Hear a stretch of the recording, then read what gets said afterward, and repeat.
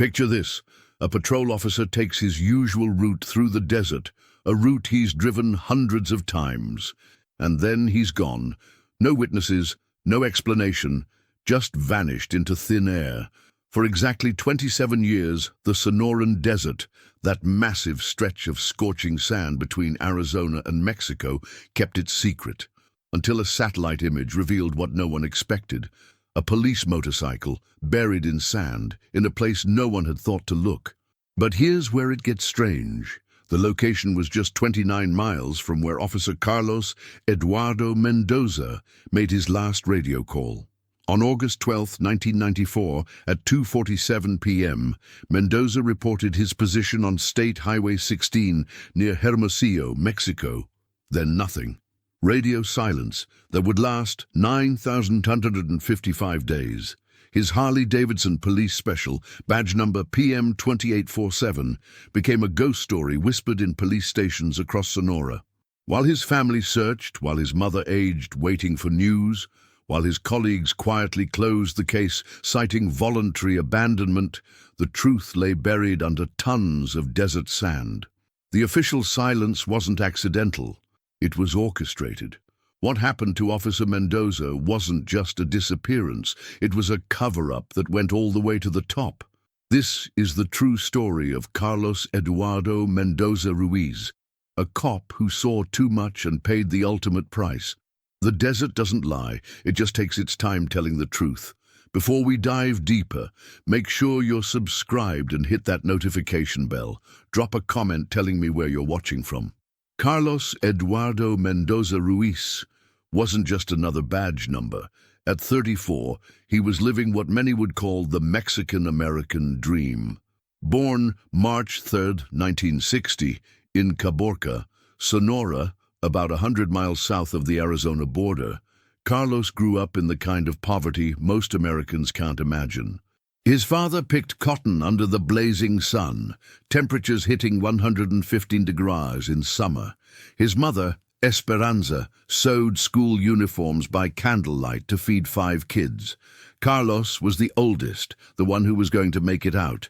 He joined the police academy in 1982, fresh out of his teens, with idealistic dreams of justice. His academy buddies called him Carlitos, Little Carlos, though at 5'10", he wasn't particularly small. What stood out was his obsessive attention to detail. While other rookies were hitting the cantinas after training, Carlos was filling notebooks with observations, suspicious license plates, unusual patterns, things others dismissed as coincidence. In 12 years on the force, he'd worked his way up to sergeant second class. Impressive for a guy with 0 political connections. He was studying criminology through correspondence courses, paying out of pocket, dreaming of making detective. Married since 1985 to Maria Elena Vasquez, an elementary school teacher, they had 2 kids, Carlos Jr., 8 years old in '94, and Sofia, just 5. They lived in a modest 2-bedroom in San Benito neighborhood. Think working-class suburb, chain-link fences, kids playing soccer in the streets. Carlos had drawn up plans to add another room, sketching them himself on graph paper he'd bought at the local pharmacy. That Friday morning, August 12, 1994, Carlos woke at 5:30 a.m. sharp. Maria Elena made his favorite breakfast, eggs with dried beef and black coffee, strong enough to wake the dead. He checked Junior's math homework, finding one error which he circled gently. He kissed Sofia's forehead as she slept, whispering, "Take care of Mama, princess." His uniform was crisp. Maria Elena had ironed it the night before, making sure badge 2847 caught the light just right. The last photo she'd ever take shows him grinning beside his bike, aviator sunglasses hanging from his shirt pocket. "I'll be home for dinner," he said. Maria Elena had planned carne asada, grilled beef, his favorite. By 6 p.m., when he hadn't shown, she figured he'd caught a case. By 8, worry crept in. By 10, she called the station. The desk sergeant's words chilled her to the bone. "Sergeant Mendoza hasn't reported since 1447 hours. His last logbook entry, written in his distinctively neat handwriting, read 1430, kilometer 67, State Highway 16, suspicious vehicle reported, proceeding to verify, all clear for now. He'd underlined "for now" twice, a detail that would later prove significant. In his locker, investigators would find his study books, a half-empty thermos of coffee, and an unfinished transfer request to the Investigations Division. The letter mentioned irregularities requiring immediate attention. He never specified what irregularities. What the family didn't know, what would only come to light 27 years later, was that Carlos had stumbled onto something big. 3 weeks before his disappearance, he'd started tracking unusual traffic patterns on Highway 16, certain vehicles passing at exact times, patrol schedules that didn't make sense, radio channels going mysteriously silent at predictable intervals. Carlos thought he was documenting incompetence. He was actually documenting a conspiracy. Friday, August 12th, 1994, dawned at 101 degrees, a typical summer scorcher in the Sonoran desert. Officer Mendoza clocked in at 0600 hours sharp at Hermosillo's North Precinct, signing the duty roster with his usual precision. Desk Sergeant Ramiro Ochoa would later testify that Carlos seemed unusually serious, like something was weighing on him. 05 hours, Carlos performs his routine bike inspection, oil levels, tire pressure, radio check. In his personal notebook he writes, radio experiencing intermittent static, channel 4 problematic. This detail would prove crucial. 0645 hours, Mendoza departs the precinct after receiving his assigned route, State Highway 16, from kilometer 30 to 85, with special attention to Devil's Curve, a notorious accident black spot that claimed 3 lives the previous year. 0730 hours, first position report, Unit PM 2847 at kilometer 35, all clear, proceeding north. The recording, analyzed hundreds of times afterward, reveals nothing unusual in his voice. 0815 hours, unscheduled stop at Los Mesquites restaurant, kilometer 42. Waitress Rosa Hernandez would testify that Carlos ordered only black coffee and spent 20 minutes writing in his notebook. He seemed worried, Rosa stated. Asked if I'd seen any black SUVs without plates recently. That struck me as odd. Cops don't usually ask civilians about surveillance. 0900 hours, routine report. Kilometer 51, checking abandoned vehicle. The vehicle was a '78 Ford pickup, stripped and sun-bleached. Carlos photographs it with his personal Kodak. He always documented everything, even routine stops. 10:30 hours, contact with dispatch. Unit PM 2847 at kilometer 63, request plate verification, Sonora BKJ 8821, black Chevrolet Suburban. Dispatch responds, plates not in system, proceed with caution. This exchange would later prove pivotal. 1100 hours, Carlos stops at the only payphone for miles, a Pemex gas station at kilometer 65. Attendant Jesus Morales sees him make a 5-minute call. He was gesturing, looked like he was arguing, Morales would testify. The phone records from that booth would mysteriously vanish within 48 hours. 11:45 hours, routine check-in. Kilometer 67, all clear, engine temperature rising, will make technical stop at next available shade. It's the last time his voice sounds relaxed on the recordings. 12:30 hours. Trucker Andres Villegas spots him resting under a mesquite tree at kilometer 70, drinking from his canteen. He waved at me, everything seemed normal, Villegas would state. He'd be the last civilian to see Mendoza alive. 13:15 hours. Brief report. Unit PM 2847, following suspicious vehicle northbound.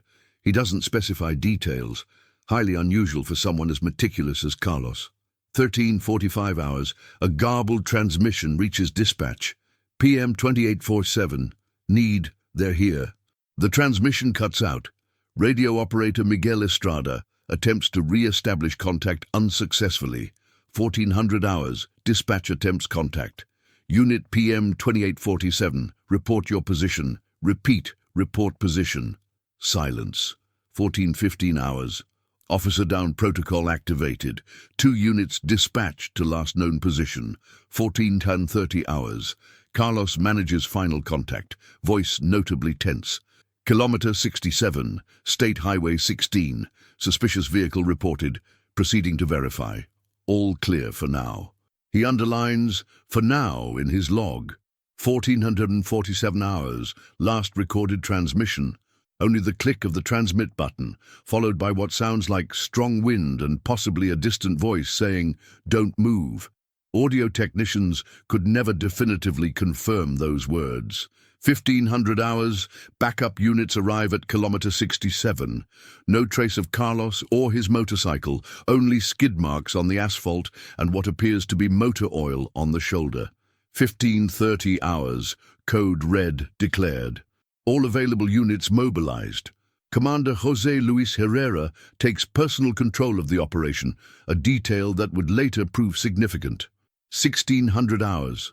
State police helicopter conducts aerial search. Pilot reports, visibility limited by dust storms. No sign of Unit PM 2847. 1700 hours. Goat herder Roman Quintero reports hearing multiple gunshots near kilometer 72 around 1500 hours. When police investigate, they find nothing. 1800 hours. Search intensifies.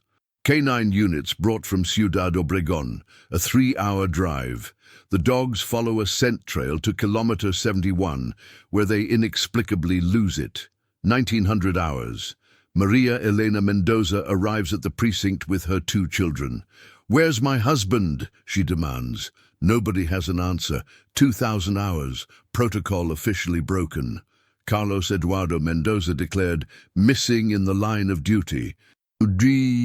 What no one knew then was that the protocol had been broken much earlier, the moment Carlos decided to investigate something he shouldn't have. The search pattern that night was strange, almost deliberately inefficient. Despite Carlos's last known position at kilometer 67, Commander Herrera insisted on concentrating efforts between kilometers 45 and 60. "More ravines there," he explained.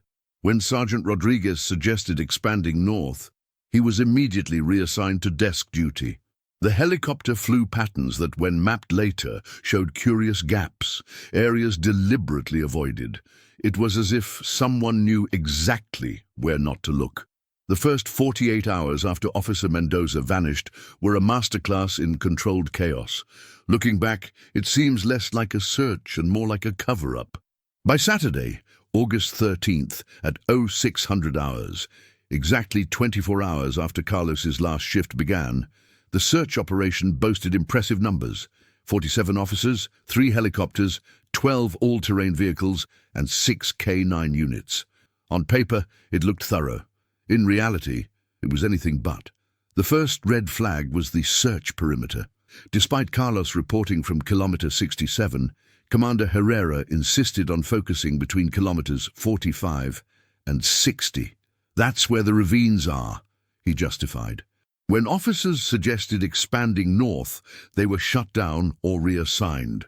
The search grid, when analyzed years later, showed a deliberate blind spot, a 3-mile radius around what would become the actual discovery site, like someone had drawn a circle and said, "Anywhere but here." Technology in 1994 wasn't what it is today. No GPS trackers, no cell phones, and radio systems dependent on repeater towers that failed regularly in 100-degree heat. But protocols existed for exactly these situations, protocols that were mysteriously ignored. The radio recordings from August 12th were accidentally erased during routine maintenance 72 hours later. The technician responsible, Eduardo Lara, was transferred to Tijuana within a week. False lead number 1 came August 15th. A rancher at kilometer 82 reported seeing an abandoned police motorcycle near his property. Units rushed to the scene, finding a civilian bike painted to look official. The rancher insisted someone had switched them out. Nobody believed him. Looking back, he might have been onto something. August 18th, 6 days missing. Motorcycle tracks discovered on a dirt road branching from kilometer 71. Forensics confirmed Harley-Davidson, possibly police special model. They followed the tracks for 2 miles until they disappeared on solid rock. Like the bike just flew away, the forensic tech Francisco Delgado wrote in his report. Delgado would die in a single-vehicle accident 2 months later, his car mysteriously veering off a straight road in broad daylight. False lead 2 was elaborate. August 22nd, anonymous tip. Carlos spotted in Nogales, Arizona, wearing civilian clothes, apparently fleeing to America.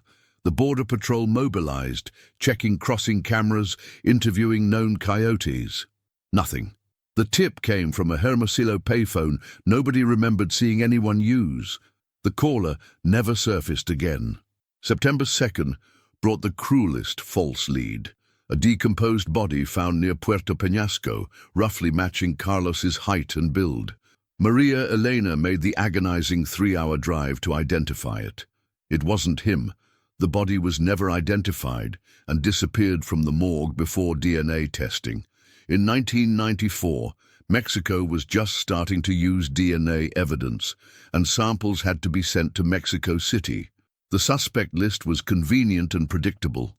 Theory 1. Robbery gone wrong. Carlos killed for his bike and service weapon, but his Beretta never surfaced on the black market, unusual if theft was the motive. Theory 2. Cartel interference. Maybe Carlos stumbled onto a drug shipment, but the regional cartels, the Beltran and Carrillo organizations, sent word through back channels. We respect cops who respect us. This wasn't us. In the narco world, killing a clean cop brought unwanted heat. It was bad for business. The official theory that stuck was voluntary disappearance. Detective Juan Pablo Moreno's final report stated, Sergeant Mendoza likely experienced work-related stress and undocumented personal problems, probable voluntary abandonment of position. When Maria Elena read this, she shredded the report in front of Commander Herrera. My husband would never abandon us, she screamed. She was right. The procedural errors were so numerous, they seemed intentional. No crime scene preservation at kilometer 67. No tire track molds taken. No systematic interviews of all drivers on the highway that day. No review of gas station logs for suspicious vehicles. The few security cameras that existed, mainly at banks and government buildings along the route, were never checked. Case officially closed, February 12, 1995, exactly 6 months later. Lightning fast by Mexican standards, but there was pressure from above to clear old cases and improve statistics. The file was marked Unresolved Disappearance and archived. The original case file would later be found to be missing 18 pages. Conveniently, the pages containing witness statements from the gas station and restaurant. What really happened out there? Did investigators deliberately ignore obvious clues? Drop your theory in the comments while I continue with the years of anguish that followed. And if this case is hitting you hard, smash that like button so more people can learn the truth. The years following Carlos Mendoza's disappearance were a slow fade from official memory and prolonged torture for those who loved him. Maria Elena established rituals that became anchors in an ocean of uncertainty. Every August 12th, without fail, she placed an ad in El Impartial newspaper. Carlos, your family waits. The children ask for you. If anyone knows anything, please have mercy. Each year the ad got smaller. Money was tight, raising 2 kids on a teacher's salary, but she never missed a year. 1996 brought the first false sighting. A man in Guadalajara swore he'd seen Carlos working security at a shopping mall. Maria Elena took a 16-hour bus ride, clutching a worn photograph. The man didn't even look similar, brown eyes instead of Carlos's distinctive green. But Maria Elena stayed 3 days anyway, showing the photo to everyone she met. Esperanza Ruiz, Carlos's mother, aged a decade in 2 years. She created a shrine in her living room, Carlos's academy graduation photo, perpetual candles, his perfect attendance certificate from elementary school. Every night she prayed the complete rosary, always ending with, "Holy Virgin, return my Carlos to me, even if just to bury him." Neighbors heard her crying through thin adobe walls. She died in 1999, calling her son's name. At her funeral, Maria Elena swore on the casket, "I'll find him, even if it takes my whole life." 2001 brought another sighting, crueler than the first. An ex-cop in rehab in Mexicali claimed Carlos was alive, working for a cartel under duress. He knew specific details: a scar on Carlos's left forearm, correct, his first dog's name, Duke, correct, even his badge number. Police briefly reopened the case. Turned out the informant had worked at the same precinct and had accessed personnel files. He wanted a reduced sentence. He didn't get it. Carlos Jr. turned 15 in 2001. In Mexico, a girl's quinceañera traditionally features a father-daughter waltz. For his symbolic coming of age, Jr. danced alone to Mi Viejo, while 300 guests wept openly. Sophia developed severe anxiety, couldn't see motorcycles without panic attacks. Therapy helped, but she never fully recovered. At her wedding in 2014, she reserved an empty chair marked Papa. As when Carlos's photo appeared in the reception slideshow, she had to leave the hall. 2005 marked 11 years missing. The case was officially archived due to lack of new evidence and procedural economy. Maria Elena hired a lawyer with borrowed money, fought the decision, lost. The new commander, Ricardo Villanueva, hadn't even been in Sonora in 1994. "Ma'am, understand, we have current cases requiring resources," he said without making eye contact. The location where Carlos vanished changed dramatically over the years. Highway 16 was widened in 2003, old asphalt buried under new. The mesquite trees where witnesses saw him resting were bulldozed for a tourist rest stop that was never built. By 2010, nothing remained of the 1994 landscape. The earth itself seemed complicit in erasing evidence. 2008 brought the strangest incident. A medium from California contacted Maria Elena, claiming Carlos had spoken to her in dreams. "He's under 3 large rocks where water doesn't reach," she said. Maria Elena, desperate after 14 years, paid for a desert expedition. They found dozens of 3 rock formations, dug 7 holes, found only animal bones and old trash. By 2012, Carlos Jr. had become a federal police officer against his mother's desperate pleas. "I need to understand what happened to my father," he told her. He used his connections to unofficially review the file. Found inconsistencies, missing pages, testimonies that didn't add up. When he tried digging deeper, his supervisor called him in. "Some cases are better left sleeping, Mendoza, for everyone's sake." The implied threat was clear. He had his own family to protect now. 2018 brought technological hope. Criminology students from University of Sonora chose Carlos's case for their thesis project. Using modern mapping software and pattern analysis, they identified 3 areas never searched in 1994. They presented findings to police. The report was received, filed, ignored. The students received anonymous threats. The project was cancelled. One student's car tires were slashed. Message received. The memorial services grew smaller each year. By 2019, the 25th anniversary, only immediate family attended. Maria Elena, now 59, still wore her wedding ring, still set a place for Carlos at Christmas dinner, still jumped when the doorbell rang unexpectedly. "You never stop hoping," she told a reporter, "even when hope becomes torture." After 11 years of deafening silence, of shrinking ceremonies each August 12th, of a photograph fading in Maria Elena's living room, something was about to change. The desert, that silent witness, was about to reveal its secret, but nobody could have imagined it would be a satellite 435 miles above Earth that would finally see what hundreds of human eyes had missed. June 14, 2021, David Castellanos was on his third Red Bull of the day in his Tucson, Arizona home office. At 28, he worked freelance for archaeological survey companies using satellite imagery to find historical sites in the Sonoran desert. That Monday, his assignment was mundane: map erosion patterns in dry riverbeds for an environmental impact study. David used images from the European Space Agency's Sentinel-2 satellite, comparing shots from different years to track geological changes.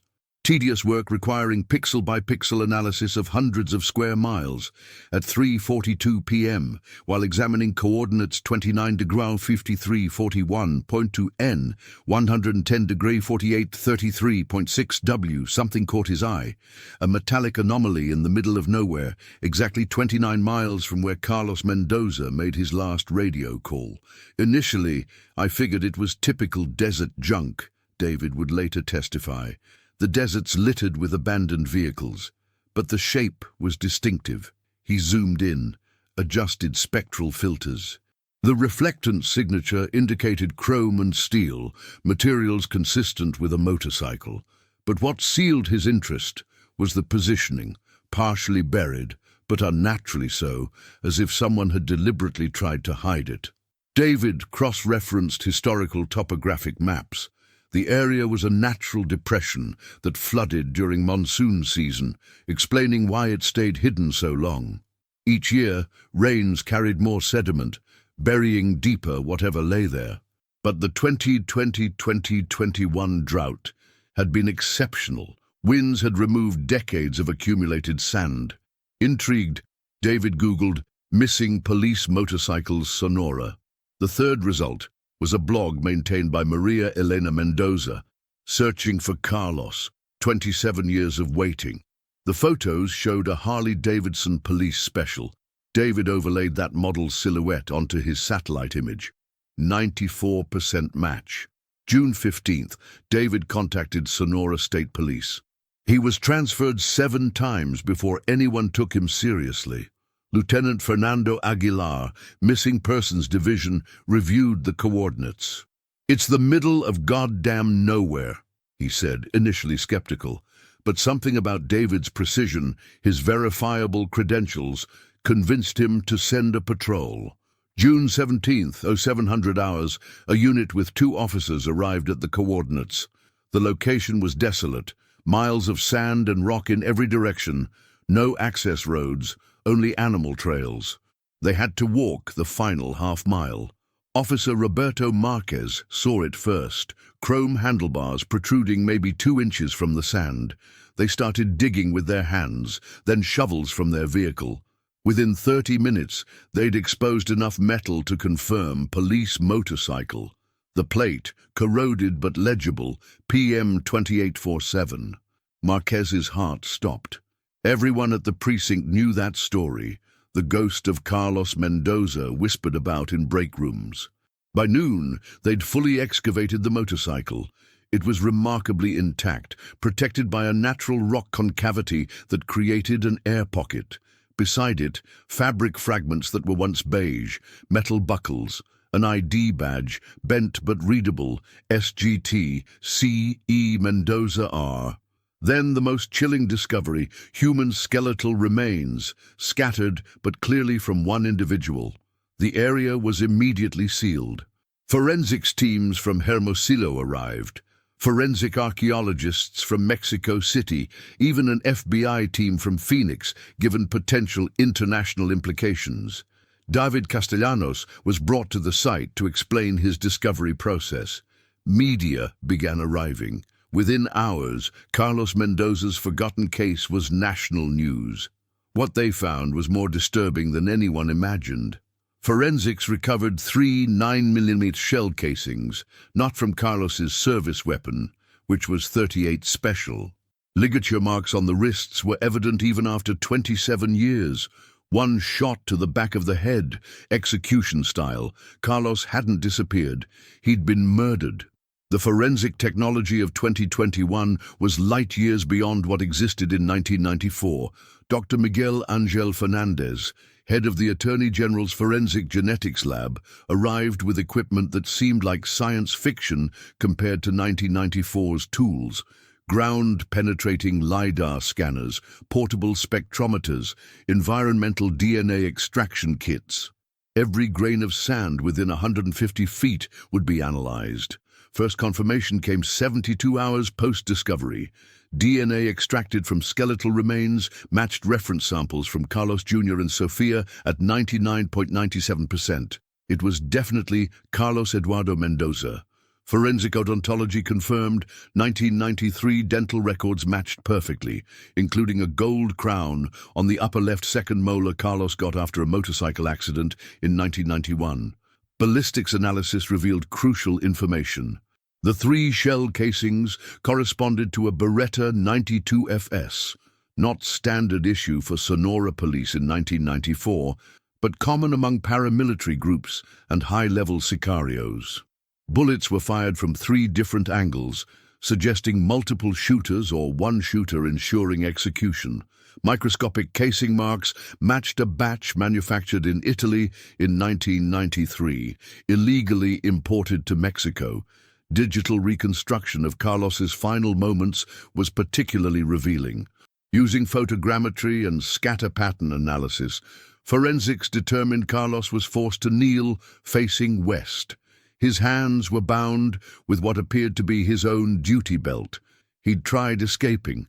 Fossilized sand marks showed he'd struggled, falling sideways before the final shot. The Sentinel-2 satellite model David Castellanos used became a key tool. Investigators accessed historical satellite archives, including classified 1994 keyhole military satellite images. Remarkably, an August 13, 1994 image, one day post-disappearance, showed what appeared to be vehicles at the exact discovery location. Resolution was poor by modern standards, but sufficient to identify at least 3 large vehicles, possibly Suburbans. Soil analysis told its own story. Dr. Eduardo Ramirez, forensic edaphologist, identified pollen from plants that only bloomed in August, confirming time of death. More intriguing, diesel traces not matching motorcycle fuel. Chemical analysis determined the diesel contained specific markers from the Salamanca, Guanajuato refinery. In 1994, that diesel was only distributed to government fleets and certain military contractors. The real breakthrough came from the motorcycle itself. Technicians discovered Carlos's secret compartment where he kept his personal notebook had survived. The notebook, protected by plastic and desert dryness, was partially legible. Using multispectral imaging, they recovered 60% of the text. Carlos had been documenting suspicious vehicle movements, plates, times, directions. The last entry, apparently written while being pursued, read, "Black Suburban BKJ 8821, plus 2 more, following since kilometer 65. It's them." Who were them? Became the central question. Analysis of Carlos's notes revealed a pattern. He'd been tracking a drug corridor operating with impunity on Highway 16. But this wasn't just any corridor. The times, routes, military precision suggested official protection. Carlos had written in code, "Birds fly in uniform," apparently referencing corrupt cops involved in trafficking. Facial recognition applied to 1994 archive photos identified 3 officers from Hermosillo precinct who were abruptly transferred weeks after Carlos vanished. One died in 2003, another lived in the US under an assumed name. The third, Raul Espinoza, now 67, lived retired in Mazatlan.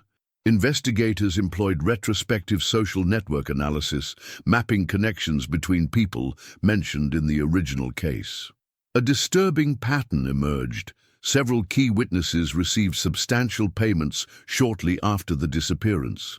The rancher who reported the switched motorcycle bought a $50,000 property cash.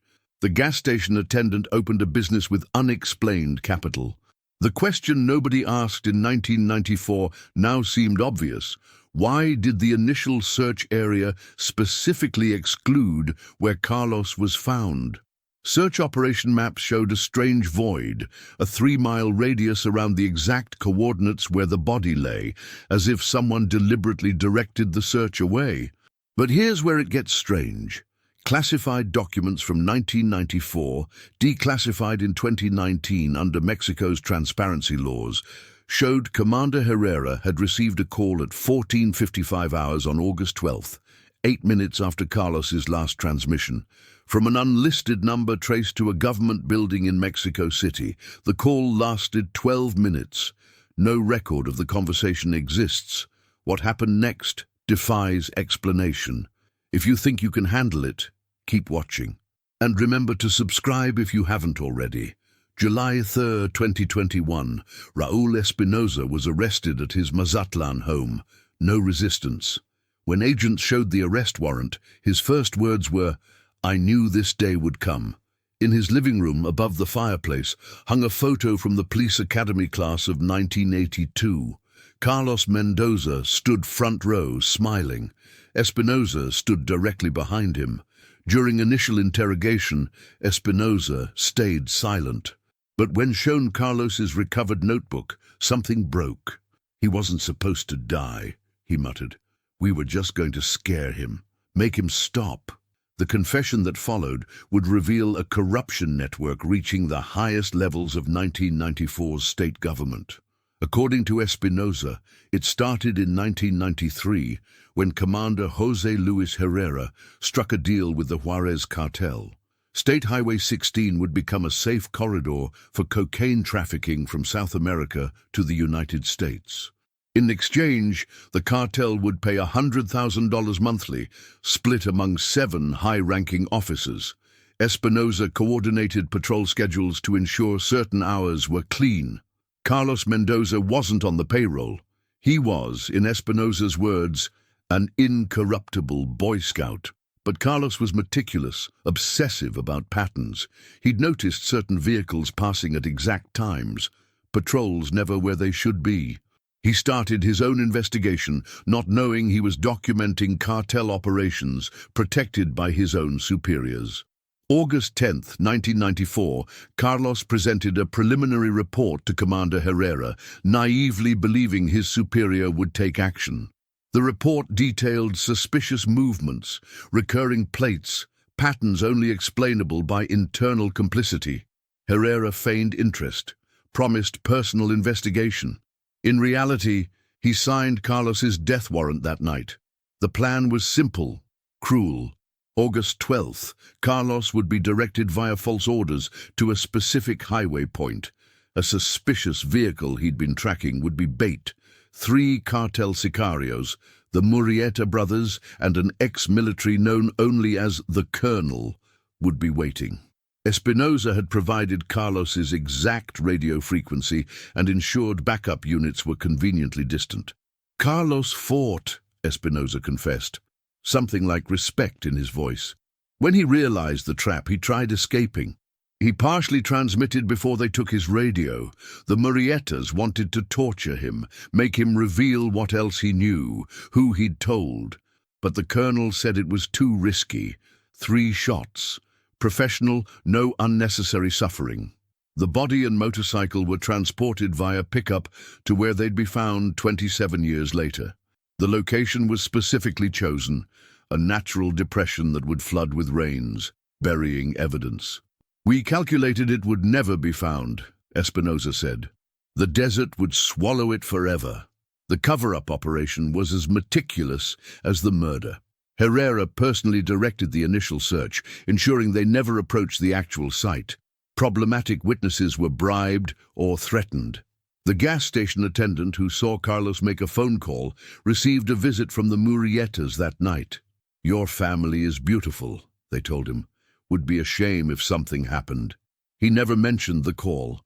The rancher who saw the switched motorcycle had been closer to the truth than anyone realized. The sicarios had temporarily placed a painted civilian bike to confuse, while moving the real one. When the rancher insisted, Herrera offered a deal, money and protection for silence. He accepted, But the most devastating revelation came when Espinoza named Miguel Estrada the radio operator who received Carlos's last transmission. Miguel heard everything, Espinoza said. Carlos was screaming for help. Miguel looked at me, I shook my head, and he turned off the recorder. Later claimed it was interference. Estrada, now 71, lived with that guilt. When confronted, he completely broke down. I hear his screams every night, he confessed through tears. Investigation revealed Commander Herrera received over $2 million between 1993 and 1995. He died of cancer in 2008, taking many secrets to his grave. But his Cayman Islands bank accounts, discovered through international cooperation, told the story of his betrayal. The Murrieta brothers were killed in a cartel war in 2001. The colonel, however, was alive. Real name, Alejandro Dominguez Soto, ex-Mexican Army captain, fugitive since 1995, located in Guatemala, living under false identity. Extradition took 3 months. When he finally faced Maria Elena at trial, he couldn't meet her eyes. "I was just following orders," was Dominguez's pathetic defense. "I was a soldier trained to obey." But when prosecutors showed him Carlos's family photo, something cracked in his facade. "I didn't know he had a family," he muttered. "They told me he was corrupt, selling information. They lied." The final truth was even more bitter. Carlos had called Maria Elena from the gas station that day. He'd told her he'd discovered something big, that after tonight everything would change, he'd finally get his transfer to investigations. "Have dinner ready," he'd said. "Tonight, we celebrate." Maria Elena had prepared his favorite grilled beef. The food went cold on the table. 27 years later, she finally knew why. Documents recovered from Herrera's house after his death, which his widow had kept out of fear, revealed the conspiracy's extent. 7 precincts were involved.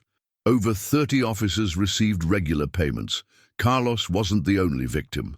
At least 4 other cops disappeared or died in accidents between 1993 and 1996 after showing signs of investigating the corruption network. Carlos's name appeared on a list titled "Problems to Resolve." His name was crossed out, dated August 12, 1994. Below, a note in Herrera's handwriting, "Resolved. The desert doesn't talk." But the desert did talk. It took 27 years, required technology that didn't exist when Carlos died, needed an exceptional drought and a young analyst's curiosity thousands of miles away. But finally, the desert revealed its secret. The truth was more shocking than anyone imagined. This wasn't just about drug trafficking. Investigation uncovered connections to weapons smuggling, human trafficking, and money laundering. And Carlos had stumbled onto the tip of an iceberg that connected Mexican cartels to corrupt officials on both sides of the border. His detailed notes, recovered from his motorcycle, provided leads that sparked investigations in 3 countries. The trial began November 15, 2021, at Sonora's Superior Court of Justice. Raul Espinoza faced charges of qualified homicide, conspiracy, and cover-up. Alejandro, the Colonel Dominguez, was charged with first-degree murder with aggravating circumstances. Miguel Estrada, the radio operator, received immunity in exchange for complete testimony. Special Prosecutor Adriana Montoya presented a devastating case. 127 pieces of physical evidence, 43 testimonies, 15 forensic expert reports. Carlos's notebook was the star evidence, each page projected on courtroom screens, while Maria Elena wept silently. Carlos Jr.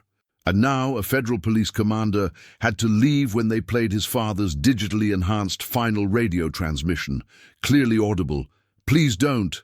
I have children." February 3, 2022, the verdict was unanimous. Espinoza, 40 years without parole. Dominguez, life without parole. 5 other implicated ex-officers received 15 to 25 years. The state of Sonora was ordered to pay $1.2 million to the Mendoza family, but real closure came August 12, 2022, exactly 28 years after the disappearance. At Hermosillo Municipal Cemetery, Carlos Eduardo Mendoza Ruiz finally received the funeral he deserved. Hundreds of officers from across Mexico attended, forming an honor guard. His casket, draped with the Mexican flag, was carried by 6 young officers who weren't even born when he died, but knew his story as a symbol of integrity. Maria Elena, now 62, spoke at the funeral. Carlos died doing the right thing. He died because he refused to turn a blind eye to corruption. His death wasn't in vain. Today, every officer who chooses honesty over easy money honors his memory. Sophia, now a psychologist, established the Carlos Mendoza Foundation for families of missing officers. Carlos Jr. was promoted to commissioner, dedicating his position to reforming investigation protocols for missing officers. The case didn't end the day he vanished, but when someone looked at the sky and decided to check the ground. David Castellanos, the analyst who found Carlos, received a medal from Sonora's government. He uses the recognition to promote satellite technology for cold cases. Case status: solved. 3 convictions, 2 life sentences. The investigation sparked Operation Clean Highway, resulting in 47 additional arrests across 3 Mexican states. Carlos Mendoza's case became mandatory study at Mexico's National Police Academy. If you made it this far, this story clearly resonated with you. Subscribe and hit all notifications for the next case. Comment what case you'd like me to investigate next. Know any unsolved cases from your area? Drop them below. Like if you want more stories like this, and share with someone who appreciates well-researched true crime. See you in the next case.